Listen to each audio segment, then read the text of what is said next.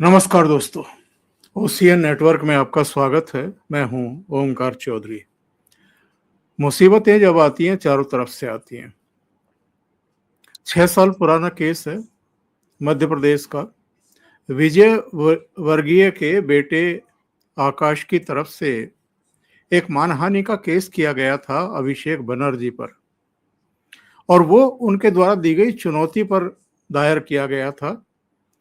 Diamond harbour की एक सभा में उन्होंने काफ़ी उल्टा-सीधा कहा था, उनके पिताजी के बारे में भी, उनके बारे में भी कहा था, उनके बेटे के बारे में कि ये गुंडा है।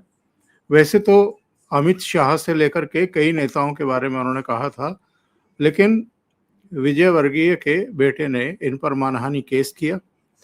इन्होंने उसके विरुद्ध स्टे ले लिया कि गिरफ्तारी ना की जाए। अब वो स्टे हट गया है, यानी अभिषेक बनर्जी की 6 साल पुराने मानहानि केस में किसी भी समय अब गिरफ्तारी हो सकती है, और ये जबलपुर की जो हाई कोर्ट बेंच है उसने ये प्रतिबंध हटाया है। दूसरे जो बड़ी खबर है वो है ममता बनर्जी के 2 पीएसओ हटा लिए गए हैं, जो उनकी सुरक्षा में करीब करीब 1.5-2 दशक से तैनात थे। तो ये अपने आप में कितनी बड़ी खबर है। नंबर 3, अभिषेक बनर्जी को लोकसभा से भी एक प्रेम पत्र आ गया है, और संभवतः जो सांसद अपने को अलग कर चुके हैं उनकी भी सुनवाई करेंगे ओम बिरला साहब। और अभिषेक बनर्जी को भी चिट्ठी भेजी गई है, कहा गया है कि आप भी आकर के अपना पक्ष रखिए, आपको क्या कहना है। तो कई घटनाएं हैं, उन पर चर्चा करेंगे। और मेरे साथ कोलकाता से आप देख रहे हैं जुड़ गए हैं पंकज विश्वास जी। पंकज जी, बहुत अभिनंदन, बहुत स्वागत, नमस्कार। नमस्कार सर। तो पंकज जी, सबसे पहले तो ममता बनर्जी के जो 2 पीएसओ हटाए गए हैं और जिस तरह की उसके बाद ममता बनर्जी की टिप्पणी और प्रतिक्रियाएं रही हैं, जरा उसके बारे में बताइए, और इसका मतलब क्या है, जरा ये भी बताइए। सर, कहानी की शुरुआत होती है बीते रात। ममता बनर्जी के उनका जो पूरा सिक्योरिटी अरेंजमेंट, सिक्योरिटी सिस्टम था वो बहुत पुराना है। मुख्यमंत्री जब वो नहीं थी उससे पहले उनके दोस्त जो पीएसओ थे, जब वो अपोजिशन की लीडर थे, उसी समय से 2 पुलिस अधिकारी उनके साथ थे। और बाद में जब मुख्यमंत्री बनी उन्होंने कभी अपना सिक्योरिटी सिस्टम चेंज नहीं किया, और पूरा उनका जो सिक्योरिटी का जो इकोसिस्टम था उसको हटा लिया गया है। ममता बनर्जी की सिक्योरिटी नहीं घटाई गई है, उनको जेड प्लस सिक्योरिटी मिलता था। जेड प्लस सिक्योरिटी मिलने जो उनका जो जेड प्लस सिक्योरिटी था वो अभी भी बहाल है। ममता बनर्जी जो है वो सेंट्रल सिक्योरिटी कभी नहीं लेती थी, स्टेट पुलिस की सिक्योरिटी लेती थी। तो स्टेट पुलिस की जितनी उनकी सिक्योरिटी थी, सरकार की तरफ से वही सिक्योरिटी बहाल किया गया है, लेकिन थोड़ा सा उसमें अदला बदली हुआ है। उसमें से जो पुलिस थे उनको हटाया गया है, क्योंकि पुलिस ट्रांसफरेबल जॉब है। पुलिस कोई ऐसा नहीं है कि किसी आदमी के साथ हमेशा चिपका रहेगा, उसी के साथ जब तक जीना जब तक मरना, ऐसा ऐसा नहीं होता है। हर जितने भी नेता हैं सबके साथ यही होता है। लेकिन ममता बनर्जी जो है, ममता बनर्जी ने उनका जो है जॉब, उसको लगता है उसका स्थायीकरण कर दिया था। तो नई सरकार आई है, ममता बनर्जी का जो सिक्योरिटी है उसको फिर रिव्यू किया गया है। तो उसमें ये पाया गया है कि जो ऑफिसर थे उनको नियम और कानून के दायरे से अलग करते हुए एक ही लोगों को 10-15 साल से एक ही जगह पे ममता बनर्जी की सिक्योरिटी में डिप्लॉय किया गया है। तो सरकार ने जो किया है वो ये कि सिक्योरिटी एक ही रखा है, लोगों को सिर्फ बदला है। और ममता बनर्जी जो है कल रात से ही इसको लेकर नाराज हैं। पहले डेरेक ओब्रायन साहब आए, उन्होंने नई जो सिक्योरिटी के लोग हैं उनको लेने से इनकार किया। फिर डेरेक ओब्रायन ने मीडिया के सामने ये कहा कि जिन लोगों को लाया गया है उन्हें हम नहीं पहचानते हैं, इसीलिए उनको हम एक्सेप्ट नहीं करेंगे। उनको फिर भगा दिया गया कह सकते हैं, या उनको रखा नहीं गया। डेरेक ओब्रायन ने नाटक करते हुए अपनी गाड़ी को, उनकी जो एक एसयूवी गाड़ी है, एसयूवी कार को ममता बनर्जी के घर के सामने लगा दिया, और ममता बनर्जी ने अंदर से ताला लगा दिया। तो यही कल से सर नाटक चल रहा है। ममता बनर्जी ने उस सिक्योरिटी को एक्सेप्ट नहीं किया, ये बताते हुए कि उनको पहचानते नहीं, उन्हें अपने जान पहचान का अपने पसंदीदा लोग चाहिए, ये ममता बनर्जी का कहना। उसके बाद ममता बनर्जी ने एक प्राइवेट सिक्योरिटी एजेंसी से अपने लिए कुछ सिक्योरिटी का इंतजाम ममता बनर्जी ने किए हैं। और ये अब तृणमूल कांग्रेस की तरफ से ये कहा जा रहा है कि वो हाईकोर्ट में जाएंगे और सरकार का ये जो इंतजाम नया किया गया है उसको चैलेंज करते हुए हाईकोर्ट में जाएंगे और पुराना जो सिक्योरिटी है उसी को बहाल रखा जाए, ये उनका हाईकोर्ट में आवेदन रहेगा। पंकज जी, एक दिन पहले ममता बनर्जी फिर सड़कों पर दिखाई दी, एक मार्च में हिस्सा लेते हुए। ये क्या मसला था और क्यों पहुंच गई वहां पर? सर, ये मसला था कि अभी आपको पता होगा कि अलग अलग जगहों पे रेलवे में, यहाँ कांग्रेस के जमाने से एक कुप्रथा चली आ रही है कि पूरे रेलवे की जमीन को दखल करके रखा है। रेलवे का पूरा प्लेटफॉर्म, कोई भी प्लेटफॉर्म हो, हावड़ा हो या सियालदह हो, कोलकाता हो या छोटा मोटा जितना भी बारासात लाइन है या मेन लाइन है, जो कल्याणी वाला मेन लाइन है, या कोई भी लाइन है, यहाँ आप कलकत्ता या पश्चिम बंगाल के किसी भी कोने में आएंगे तो पाएंगे कि रेलवे का जो पूरा प्लेटफॉर्म है वो कहने को तो हॉकर हैं, लेकिन हॉकर है नहीं, बिजनेसमैन है। उन्होंने पूरा रेलवे की जमीन को दखल करके रखा है। सिर्फ रेलवे की प्लेटफॉर्म को ही नहीं, रेलवे के दोनों साइड में आप देखिएगा कि बस्तियां बनी हुई हैं कोलकाता के आसपास में, हर जगह पे। पार्क सर्कस में तो ये हालत है कि पूरा रेलवे ट्रैक तक दखल हो चुका है। जब ट्रेन आता है तो हॉर्न बजाना पड़ता है लोगों को, फिर हटाया जाता है, फिर वो ट्रेन आगे जाती है, ये स्थिति है। तो हॉकर उच्छेद हो रहा है और रेलवे जो है अपना जमीन जो लोगों ने हथिया लिया है उसको रिकवर कर रही है। तो उसके खिलाफ आपको पता ही है कि जो विकास रंजन भट्टाचार्य सीपीएम की तरफ से वो कोर्ट चले गए। ममता बनर्जी ने इसी इश्यू के खिलाफ में कि बीजेपी सरकार या केंद्र सरकार या दोनों मिलके सरकार, ये लोग गरीब लोगों को प्रताड़ित कर रहे हैं, हॉकर को भगा रहे हैं, इस तरीके का एक गैर जिम्मेदाराना बयान देते हुए ममता बनर्जी कल मार्च में दिखी, मतलब रैली में दिखी। लेकिन मुश्किल यह है कि वहां कालीघाट तृणमूल, मतलब अब ममता बनर्जी के पक्ष के लोगों को कालीघाट तृणमूल बोला जा रहा था, बोला जा रहा है। पहले ये सर्वभारतीय तृणमूल कांग्रेस था, ऑल इंडिया तृणमूल कांग्रेस। अब ये सिमट के राज्य में ही नहीं, एक वार्ड में सिमट गई है। कालीघाट तृणमूल कांग्रेस के लोग जितने थे वो वहां उस रैली में थे। हालत ये है कि कोई हॉकर भी ममता बनर्जी के साथ नहीं था, या हॉकर मतलब जिनका वो दुकान तोड़ा गया है या जिनका वो घर वर टूटा है, ये वो भी उनके साथ नहीं दिख रहे। तो कुछ चंद लोग थे, 100-200 लोग ममता बनर्जी के साथ, जो कभी तो ये काफिला 1.5 किलोमीटर 2 किलोमीटर तक ममता का रैली हुआ करता था। चुनाव के पहले ये सिमट गया था और अभी भी वही मांजरा जारी है कि 100-200 लोग ममता बनर्जी उनको लेकर कल इस इशू में वो एक रैली निकाली थी। तो ममता बनर्जी क्या चाहती हैं कि जो सरकारी जमीन या रेलवे की जमीन पर लोग कब्जा किए बैठे हैं उनको ना हटाया जाए? सर, ममता बनर्जी ने खुद कब्जा करके रखा है। ममता बनर्जी ने खुद पीडब्ल्यूडी की जमीन और कोलकाता पोर्ट ट्रस्ट, वो ममता बनर्जी के घर के पीछे जो नाला है, कभी वो उसको आदि गंगा बोला जाता था, वो हुगली नदी की एक शाखा नदी कभी हुआ करती थी एक जमाने में, अभी तो सिर्फ एक ड्रेनेज सिस्टम या कैनल बन के रह गया है। ममता बनर्जी ने उसका जमीन हथियाया हुआ है, तो ममता बनर्जी खुद जमीन हथियाती हैं, तो वो जमीन हथियाने वाले लोगों को तो सपोर्ट ही करेंगे। सबसे बड़ी बात है कि सीपीएम के समय एक ऑपरेशन सनशाइन चला था, ममता बनर्जी ने उसके खिलाफ भी उस समय आवाज उठाई। तो ममता बनर्जी ये सब करती ही है, कोई नई बात है नहीं।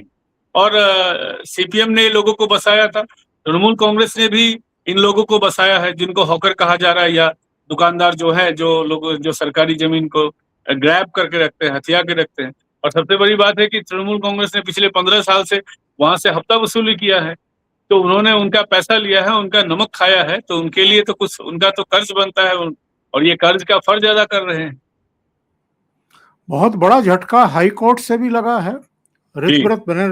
ऋतव्रत बनर्जी ही नेता प्रतिपक्ष होंगे, ये स्पष्ट कर दिया कोलकाता हाई कोर्ट ने। तो ये कितना एकदम। बड़ा झटका है।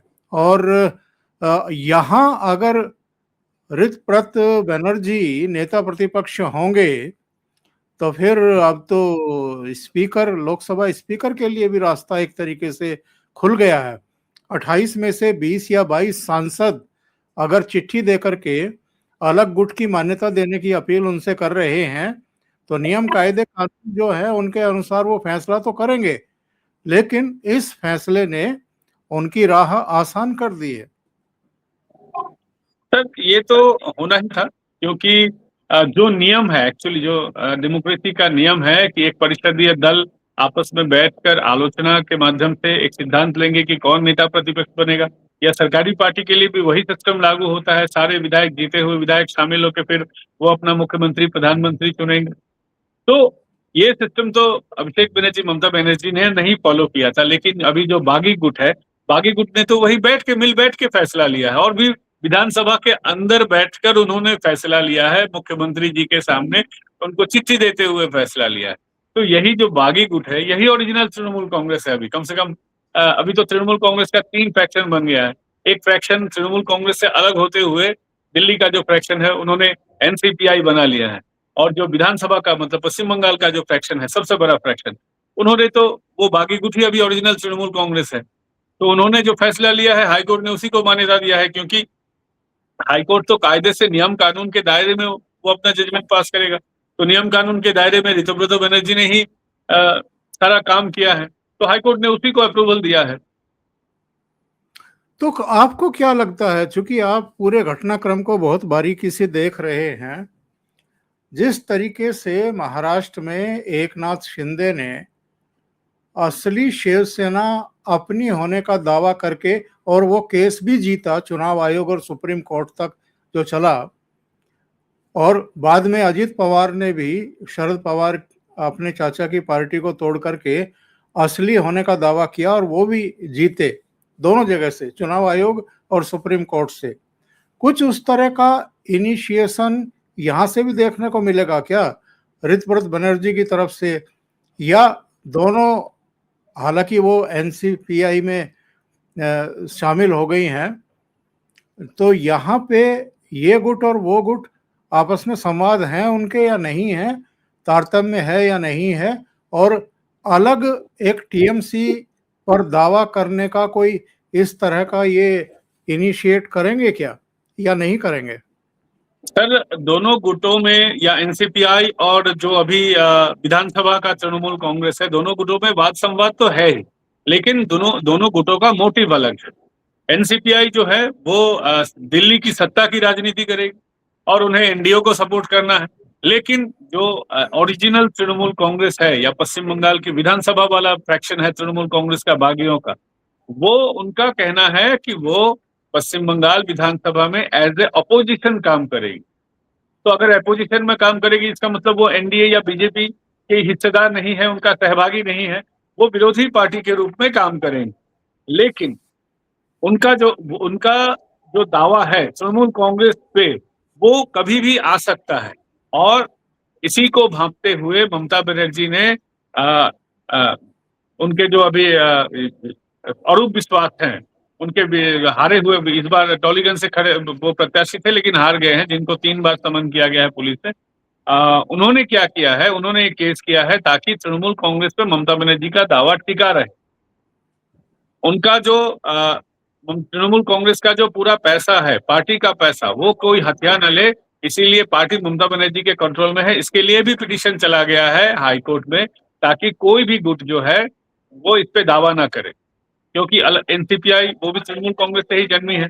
अगर वो खुद को तृणमूल कांग्रेस से जन्मा हुआ बताकर अगर वो तृणमूल कांग्रेस पे फिर दावा ठोकते हैं, तो एक परेशानी आ सकती है। हालांकि उन्होंने जो एनसीपीआई जो नया पार्टी उन्होंने उसमें जो विलय कर लिया है, लेकिन तृणमूल कांग्रेस को अभी तक उसको ऑफिशियल चिट्ठी तृणमूल कांग्रेस को नहीं मिला है। अगर तृणमूल कांग्रेस का कोई आदमी अगर निकल जाता है, तो कम से कम जिस पार्टी से आप निकल रहे हैं, जिस पार्टी से आप जीते हैं, उनको भी एक लेटर इशू करना चाहिए, ऐसा तृणमूल कांग्रेस का कहना है। तो तृणमूल कांग्रेस का जो कालीघाट फ्रैक्शन है, या ममता बनर्जी का फ्रैक्शन, उनका कहना है कि उनसे इस बारे में कोई सलाह मशवरा या बयान उनको कुछ नहीं दिया गया है।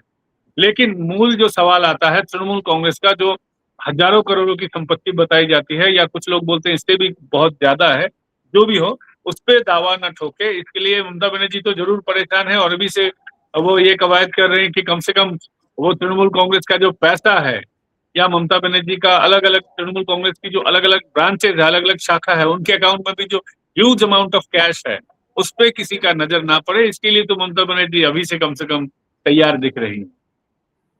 टीएमसी की तरफ से जिन शोभन देव चट्टोपाध्याय को नेता प्रतिपक्ष बनाने का लेटर लिखा गया था स्पीकर को, उन्होंने ही इस पूरे मामले को हाई कोर्ट में चैलेंज किया था, और ये कहा था कि जो स्पीकर हैं, उन्होंने राजनीतिक दल के आधिकारिक फैसले और व्हिप की अनदेखी कर संवैधानिक सिद्धांतों के विपरीत काम किया है।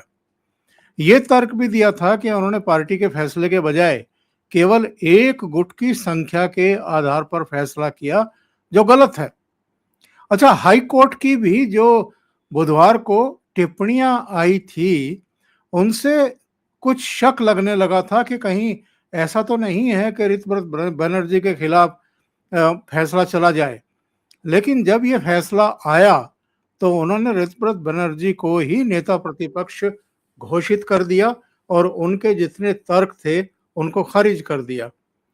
तो इस फैसले को इस दृष्टि से आप कैसे देख रहे हैं? सर, कोर्ट अगर कुछ कड़ा सवाल किसी से कर रहा है किसी से, तो इसको मतलब जिसके अगेंस्ट में ये सवाल है उसके पक्ष में ये नहीं समझना चाहिए। एक्चुअली कोर्ट जो है मामले को समझने के लिए अलग अलग तरीके से हमेशा सवाल करती है। इससे पहले भी बहुत सारा उदाहरण है जिसमें कोर्ट इस तरीके का किसी के फेवर में अगर सवाल कर रहा है या लग रहा है कि ये सवाल किसी को फेवर कर सकता है, लेकिन जब जजमेंट आता है तब चौंकाने वाला जजमेंट आता है। जिस तरीके से 26,000 नौकरियां गई, बाद में फिर 16,000 नौकरी टीचर्स की जो नौकरी थी उसमें लग रहा था कि इनकी नौकरियां चली जाएंगी, क्योंकि कोर्ट ने उसी तरीके से सरकार से सवाल किया था। लेकिन बाद में जो निर्णय आया वो कोर्ट ने कहा कि मानविक दृष्टिकोण से देखना चाहिए। 26,000 नौकरियां चली गई है, 16,000 शिक्षकों की और अगर नौकरियां चली गई तो पश्चिम बंगाल की जो सरकारी शिक्षा व्यवस्था है वो ठप हो जा सकता है। इसलिए दोनों चीजों को ध्यान में रखते हुए इनकी नौकरियां नहीं जाएंगी, नौकरियां बहाल रहेंगी। तो ये कोर्ट पश्चिम बंगाल में कम से कम, बात दूसरी जगह की मैं बात तो नहीं कहूंगा, पश्चिम बंगाल में कम से कम मैंने हाई कोर्ट में कवर किया है और अलग अलग कोर्ट में भी मैंने कवर किया, तो यहाँ मैंने देखा है कि कोर्ट जो है परिस्थिति क्या है इसको समझने के लिए अलग अलग तरीके का सवाल करती है। तो मैं इसी दृष्टिकोण से इसको देख रहा हूँ और कोर्ट ने बहुत अच्छा फैसला लिया है, इसलिए मैं इसको अच्छा बोल रहा हूँ, क्योंकि कायदे से जो होना चाहिए था कोर्ट ने उसी को मंजूरी दी है। अभिषेक बनर्जी कोर्ट ने ने या ममता बनर्जी जी हाई कोर्ट ने केवल एक टिप्पणी ये की है कि स्पीकर को दोनों पक्षों को बुला करके उनका पक्ष जान लेना चाहिए था। इससे ज्यादा टिप्पणी उन्होंने नहीं की है स्पीकर पर। इसका सर मतलब ये है कि स्पीकर के ही फैसले को कोर्ट ने भी सही माना है। सर सही माना है। और सर सबसे बड़ी बात है कि दोनों पक्षों को तो बुलाया गया था। जो ममता बनर्जी वाला पक्ष है यानी शोभन देव बनर्जी, उनसे बार बार मीटिंग हुई है, उनसे बार बार बोला गया था कि आप लोगों को बुला के ये डिसीजन लीजिए। ये मामला जब हेयर स्ट्रीट थाने को जब दिया गया था उससे पहले बातचीत करने की कोशिश हुई थी, लेकिन उन्होंने बातचीत करने से इनकार कर दिया था। उन्होंने कहा था कि शोभन देव चैटर्जी को ही लीडर ऑफ अपोजिशन माना जाएगा। तब सरकार की तरफ से ये कहा गया था कि इसमें एक पक्ष आप ही लोगों का है जो इसमें इससे सहमत नहीं है, तो उन्होंने बात नहीं किया था। फिर जाके ये बार बार जब लेटर देने लगे कि मानना ही पड़ेगा, सेकेंड टाइम फिर जब लेटर दिया गया था तब जो है सत्ता पक्ष जो है या स्पीकर रविंद्र नाथ बोस तब उस समय रिजिड हो गए थे, फिर मिलने से इनकार कर दिया था। बाद में वो पूरा मामला सामने आया, दोनों तरफ से बात तो हुई थी। अब जबरदस्ती अगर मानने को सरकार को बोला जाए या सरकार को या सत्ता पक्ष को या स्पीकर को जब लग रहा है कि इसमें सही तरीके से ये निर्णय नहीं हुआ है, क्योंकि विरोधी पक्ष जो है उनके जो सबसे बड़े विधायक दल की जो संख्या है वो बता रहे हैं कि ये उनके साथ गलत हुआ है, तब स्पीकर साहब ने ये फैसला लिया था और उनको बताकर ही लिया था।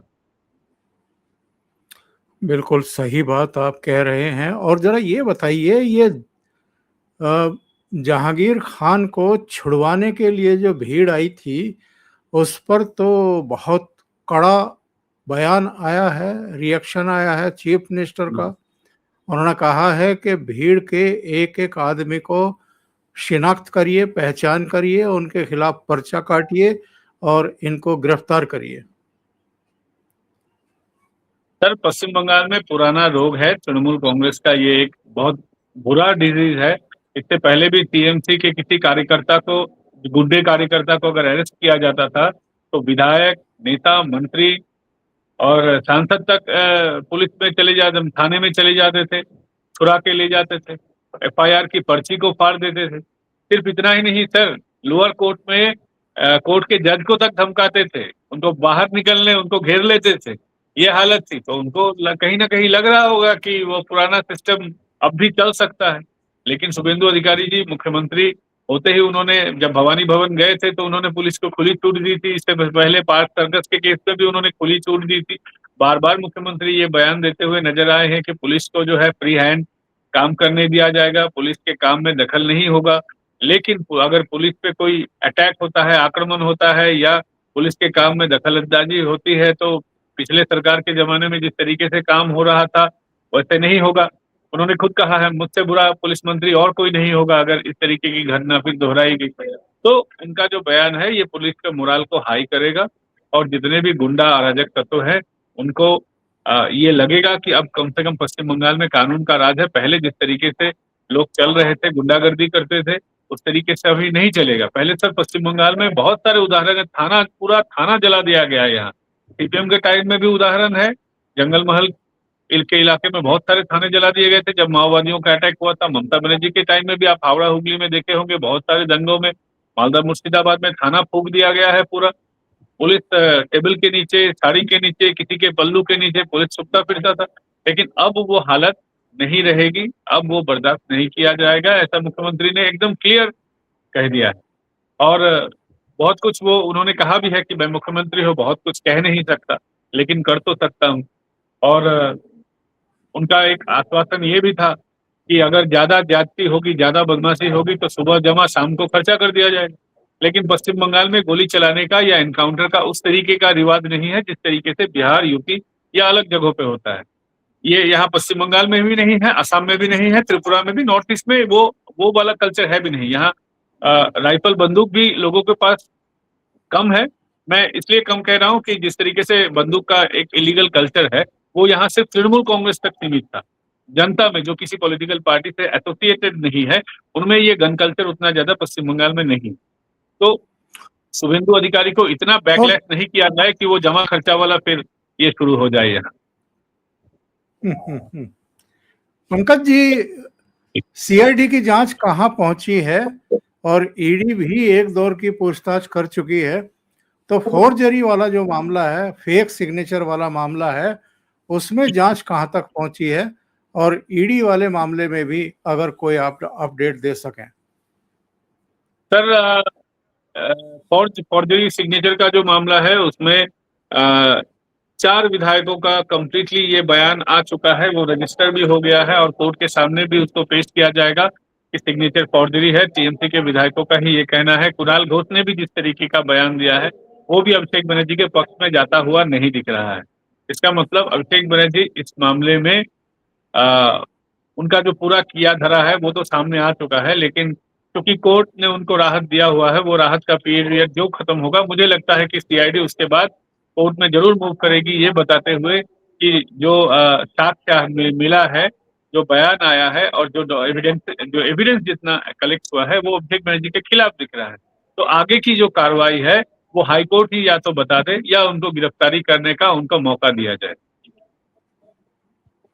और ये जो जबलपुर हाईकोर्ट बेंच ने इनकी गिरफ्तारी पर लगी पाबंदी का स्टे हटाया है, क्या लगता है आपको ये उसके खिलाफ अब सुप्रीम कोर्ट जाएंगे? सर जाएंगे तो जरूर। और मानहानि वाले केस में तो गिरफ्तारियां भारत में बहुत ज्यादा तो होती नहीं है। अगर होगा भी तो उसमें बेल होना काफी इजी होता है अगर लीगल एस्पेक्ट से देखे तो मुझे लगता है कि इसमें वो जरूर मतलब सुप्रीम कोर्ट जाएंगे। और इसमें गिरफ्तार करना मुझे लगता है कि अगर करेंगे भी तो जल्दी छूट जाएंगे। ये उतना सीरियस केस मुझे नहीं लगता है कि सुप्रीम कोर्ट में साबित होगा। 19 जून को बुलाया है ओम बिरला साहब ने अभिषेक बनर्जी को, क्योंकि ये संसदीय दल के नेता हैं। क्या कहेंगे, क्या सफाई देंगे स्पीकर के सामने? क्योंकि 28 में से 20 या 22 एमपी अगर आपके टूट गए हैं तो आपके पास कहने को कुछ बचता है क्या? सर चिल्लाएंगे, इनका चिल्लाना तो इनका काम है। इनके जितने भी नेता है, आपको याद होगा सर कि कल्याण बनर्जी जब वक्फ को लेके एक पूरा जो सारे पक्षों को लेकर एक कमेटी बनाई गई थी, उसमें कल्याण बनर्जी जब अपना तर्क नहीं दे पाए उस समय उन्होंने एक जग फोड़ दिया था, अपना हाथ वाथ काट लिया था। तो ये गुंडागर्दी, चिल्लाना, जब तोड़ फोड़ करना, ये इनका कल्चर है सारे नेताओं का। ये भी चिल्लाने के अलावा, झल्लाने के अलावा और कुछ नहीं कर पाएंगे। हो सकता है कहीं ओम बिरला को ही वो कटघरे में ना खड़ा कर दे कि आप ही के इशारों पे ये हुआ है, वो मिलके आपको वो उन्होंने बता के ये सारा किया है, आप रोक सकते थे फलाना ढिमका। हालांकि ये स्पीकर साहब का काम नहीं है कि किसी पार्टी के कोई लोग अगर किधर किसी भी साइड में जा रहे हैं तो उनको रोके, ये उनका काम नहीं। लेकिन मुझे लगता है कि वो मीडिया के सामने वो बहादुरी दिखाने के लिए वो चिल्ला सकते हैं, कुछ भी बयानबाजी कर सकते हैं, लेकिन फायदा तो कुछ होगा नहीं, क्योंकि जिनको जहां जाना था वो तो वहां चले गए हैं। अब लीगली उनको बुलाने का कस्टम है, रीति रिवाज है कि अगर किसी पार्टी से निकल गए हैं तो उनका भी ये पक्ष जाना जाए या उनसे उनको भी बताया जाए, तो इसलिए उनको बुलाया जा रहा है। लेकिन इससे ज्यादा मुझे नहीं लगता है कि अभिषेक बनर्जी के पास कुछ बोलने को होगा, क्योंकि उन्हीं की गलती की वजह से सारा गुस्सा तो अभिषेक बनर्जी के ऊपर ही है। क्योंकि पार्टी बिल्कुल। उन्होंने जिस तरीके से 15 साल चलाया है, 2011 में जब सरकार आई उसके बाद 2012 से उनको प्रमोट किया जा रहा है, 14 तक आते आते उनको नेता बना दिया गया था, मतलब 3 साल इधर, तब 11 साल से पार्टी उन्हीं के कमांड में है। तो वो जिस तरीके से पार्टी को एक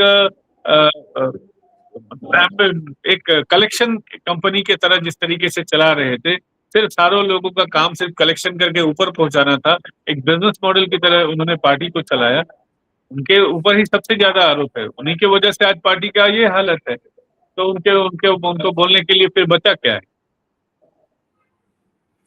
पंकज जी, बहुत बहुत धन्यवाद आपका जुड़ने के लिए और इतने महत्वपूर्ण विषयों पर अपने विचार रखने के लिए और लोगों को समझाने के लिए। उम्मीद है आप लोगों को ये चर्चा पसंद आई होगी, तो लाइक का बटन दबा दें, वीडियो को शेयर करें और चैनल सब्सक्राइब ना किया हो तो कर लें।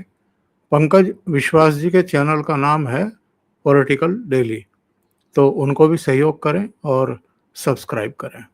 Thank you so much Pankaj ji, बहुत धन्यवाद आपका। नमस्कार।